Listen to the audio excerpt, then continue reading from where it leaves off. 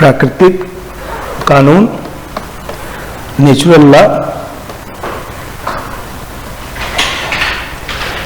आता है इसका क्वेश्चन कि प्राकृतिक कानून बुद्ध की सलाहें हैं। ऐसे 60 नोट्स आता है। प्राकृतिक कानून में पहले भूमिका, फिर हाब्स का तर्क, फिर इसके बाद इसका मूल्यांकन। अब समझिए कि जैसे हाब्स जो है प्राकृतिक अवस्था में, मैं बता रहा था कि प्राकृतिक अवस्था में प्राकृतिक कानून को स्वीकार करता है और मानता है कि लोगों के पास कुछ न कुछ जो है बुद्धि अवश्य है। तो ये जो मनुष्य के भीतर जो विवेकशीलता है प्राकृतिक अवस्था में, उसी को वो प्राकृतिक कानून कहता है। पर कानून तो राज्य बनने के बाद होगा, तो कानून तो राज्य बनने के बाद होगा, तो प्राकृतिक कानून कोई ईश्वरीय कानून नहीं है। ये एक प्रकार से कह सकते हैं कि सामान्य नियम है। सामान्य नियम का व्यक्ति जब अपने विवेक से प्राकृतिक अवस्था में राज्य बनने से पहले जो है वो अपने विवेक से देखा जाए तो जो कार्य करता है, उसी विवेक की जो व्यवस्था है, उसी विवेक की जो व्यवस्था है उसी को प्राकृतिक कानून कहता है। तो एक प्रकार से प्राकृतिक कानून कह सकते हैं कि अंतरात्मा की आवाज है। एक तरह से कह सकते हैं कि सामान्य नियम है। जैसे मान लीजिए हमें कहते हैं कि व्यक्ति समाज में रहता है तो सामान्य नियमों का पालन करता है। तो कुछ लोग जो सामान्य नियमों का पालन करते हैं, तो इन्हीं सामान्य नियमों के समुच्चय को जो है वह प्राकृतिक कानून कहता है। पहले अर्थ लिख लीजिए। हाब्स ने प्राकृतिक अवस्था में, हाब्स ने प्राकृतिक अवस्था में प्राकृतिक कानून को स्वीकार किया जो वास्तविक कानून नहीं है, क्योंकि कानून राज्य बनने के बाद,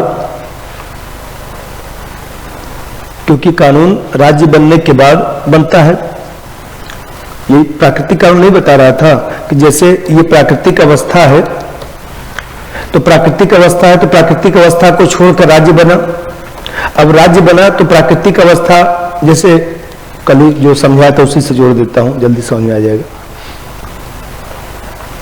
ये जो हाब्स ने कहा कि भाई राज्य बनने से पहले ही प्राकृतिक अवस्था है, तो प्राकृतिक अवस्था संघर्ष की अवस्था है, अराजकता की अवस्था है, लेकिन फिर भी व्यवस्था चल रहा है। तो ये जो प्राकृतिक अवस्था में व्यवस्था चल रहा है, उस सामान्य नियमों के आधार पर कुछ चल रहा है, जो भी चल रहा है। तो इसी सामान्य नियमों के समुच्चय को जो है हाब्स जो है प्राकृतिक कानून कहता है। तो ये कोई कानून नहीं है, क्योंकि कानून तो राज्य बनने के बाद होगा। ये कोई ईश्वरीय कानून भी नहीं है। ये कोई देखा जाए तो ईश्वर द्वारा भी निर्धारित नहीं है। यह एक प्रकार से विवेक है। उसी को लिखवा रहा था कि हाब्स ने प्राकृतिक अवस्था में प्राकृतिक कानून को स्वीकार नहीं किया। यह वास्तविक कानून नहीं है, क्योंकि कानून तो राज्य बनने के बाद बनता है। प्राकृतिक कानून ईश्वरीय व्यवस्था भी नहीं है, ईश्वरीय व्यवस्था भी नहीं है। यह सामान्य नियम है जिसे व्यक्ति अपने विवेक से जान सकता है। जैसे व्यक्ति के जीवन के लिए जो विनाशकारी है वह कार्य नहीं करता। इस तरह अंतरात्मा की आवाज है जो व्यक्ति की इच्छा पर निर्भर करता है, जो व्यक्ति की इच्छा पर निर्भर करता है। जैसे पारस्परिक सद्भाव, अच्छा व्यवहार करना आदि बातें। हम कहते हैं कि आप अच्छा व्यवहार करते हैं किसी के साथ, तो आपकी इच्छा है ना। उल्टा सीधा कितने लोग बोलते हैं, तो मान लीजिए उल्टा सीधा बोलते हैं तो उनकी इच्छा। मान लीजिए हमें कहते हैं कि व्यक्ति के जीवन के लिए जो हानिकारक है वो कार्य नहीं करना चाहिए, ये भी तो इच्छा पर ही है। पेपर में सुबह पढ़ रहा था, एक व्यक्ति था, किसी ने शर्त लगा दिया कुछ कि आपको 10,000 रुपया देंगे, आप पूरा बोतल का शराब पी लीजिए। वो जो है वैसे ही पी लिया, मर गया तुरंत। तो बताइए, हम कहते हैं वो इच्छा था ना। दूसरा व्यक्ति, छत पर कोई व्यक्ति बोल दिया कि छत पर से कूद जाइए, हम आपको आईएएस बना देंगे। ये बताइए, छत पर से कूद जाएंगे तो मर जाएंगे, तो आईएएस बनाएगा कि नहीं बनाएगा, क्या होगा भगवान जाने। अरे जीवन रहेगा तब ना, जीवन से बढ़कर क्या हो सकता है। अब तर्क, ये क्या क्या हाब्स तर्क देता है। अब हाब्स कहता है कि भाई व्यक्ति का जो विवेक है वो बताता है कि प्राकृतिक अवस्था में जीवन असुरक्षित है, क्योंकि प्राकृतिक अवस्था युद्ध की अवस्था है, अराजक की स्थिति है। तो व्यक्ति अपने विवेक से सोचता है कि कहीं न कहीं जो है वो देखा जाए तो हम लोग को आपस में मिलजुल कर रहना चाहिए, जिससे जो है जीवन सुरक्षित रह सके। नंबर 1, व्यक्ति का विवेक बताता है कि प्राकृतिक अवस्था में जीवन असुरक्षित है, प्राकृतिक अवस्था में जीवन असुरक्षित है। अतः व्यक्ति अपने विवेक से सोचता है कि समाज में सहिष्णुता के साथ रहना चाहिए और अराजक की स्थिति से निकलकर राज्य का गठन करना चाहिए। अराजक स्थिति से निकलकर राज्य का गठन करना चाहिए। तीसरा बात देखिए, हाब्स से कहता है कि भाई प्राकृतिक नियम क्या है। प्राकृतिक नियम यह है कि सामाजिक जीवन चलाने के लिए परस्पर विश्वास की आवश्यकता होती है। भाई सामाजिक जीवन चलाने के लिए परस्पर विश्वास की आवश्यकता होती है, और कहता है कि परस्पर विश्वास वही हो सकता है जहां पर यह निश्चित हो जाए कि जो समझौता किया गया है वो पूरा किया जाएगा, उसका अनुपालन अवश्य होगा, तभी तो सामाजिक जीवन चल सकता है। मान लीजिए हम कहते हैं कि हम लोग छोटे थे तो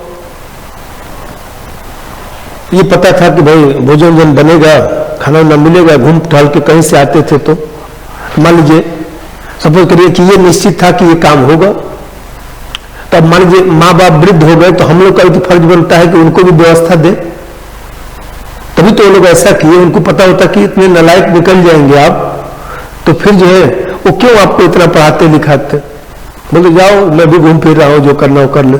क्योंकि लेकिन यही तो एक समझौता है कि भाई हम भी जितना होगा आपके लिए करेंगे, तभी तो सामाजिक जीवन चल सकता है।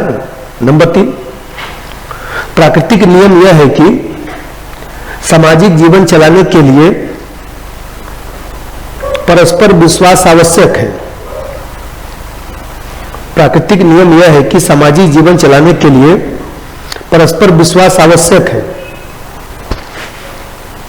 परस्पर विश्वास आवश्यक है, और परस्पर विश्वास वही हो सकता है, परस्पर विश्वास वही हो सकता है जहां यह निश्चित हो जाए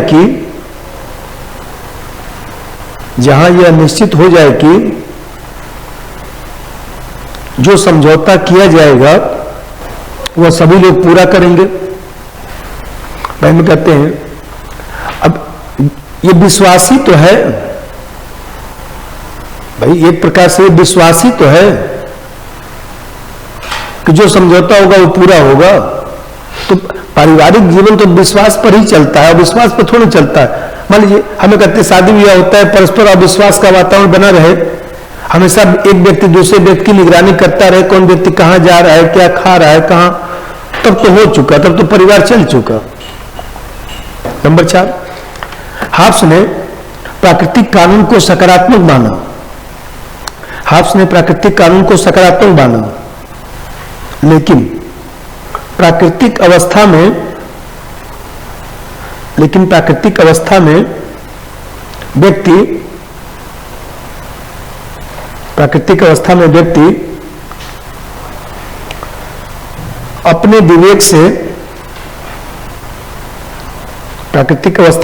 अपने विवेक से ऐसे कार्यों को करता है जो उसे अच्छा लगता है, उसे आनंदित करती है। अब इसका मूल्यांकन लिखिए।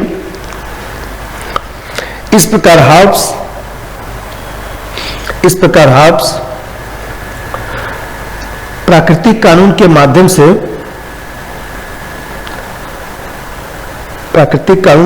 से प्राकृतिक अवस्था में व्यक्ति के व्यवहार को रेखांकित करता है,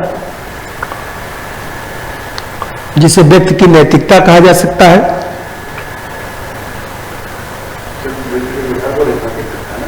व्यक्ति के व्यवहार को रेखांकित करता है, जिसे व्यवहार में नैतिकता कहा जा सकता है।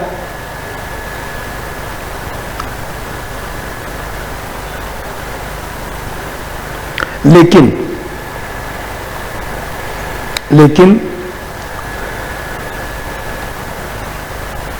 सामान्य व्यवस्था चलाने के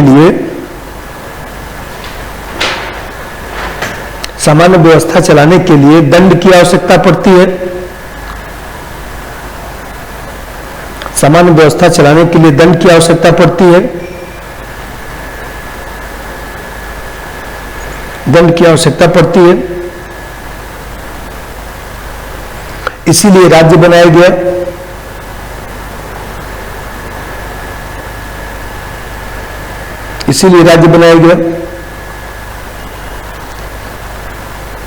क्योंकि व्यक्ति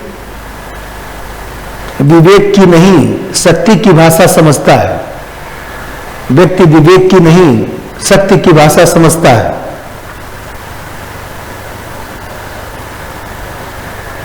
व्यक्ति विवेक की नहीं शक्ति की भाषा समझता है। अर्थात निरंकुश शासन की स्थापना ही शांति व्यवस्था ला सकती है। निरंकुश शासन की स्थापना ही शांति व्यवस्था ला सकती है। निरंकुश शासन की स्थापना ही शांति व्यवस्था ला सकती है। ठीक है, कभी 150 शब्द में आए तो इसको